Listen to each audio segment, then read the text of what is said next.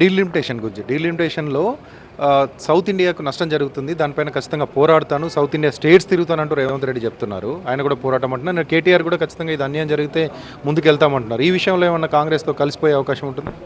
100% south ఇండియాకి అన్యాయం జరిగితే తప్పకుండా బీఆర్ఎస్ పార్టీ మొదటి నుంచే చెప్తా ఉంది.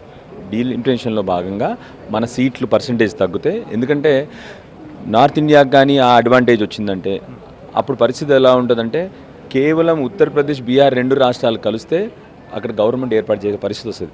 సో తప్పకుండా బీఆర్ఎస్ పార్టీ పోరాడుతుంది. సైంటిఫిక్గా పోరాడతాం. సినిమా డైలాగులతో పోరాటం. మేము మొత్తం సౌత్ ఇండియా తిరుగుతాం, ఈయన సౌత్ ఇండియా తిరుగుతారు, ఆయన పట్టించుకుంటారా అయింది. కానీ మేము శాస్త్రీయంగా తప్పకుండా పోరాడతాము. 100% మా తెలంగాణ రాష్ట్రానికి అన్యాయం జరిగితే నిలబడేది కేవలం బీఆర్ఎస్ పార్టీయే. అందరితో కలిసికట్టుగా పోరాటం చేస్తాం. తెలంగాణ ప్రజల కోసం అవసరమైన దానికోసం ఎవరితోనైనా కలుస్తాం. తప్పకుండా తెలంగాణ కోసం పోరాటం చేస్తాం. తెలంగాణకు అడ్వాంటేజ్ వచ్చే వరకు, మాకు తగిన ఎంపీ సీట్లు వచ్చే వరకు కూడా పోరాటం చేస్తాం. Thank you.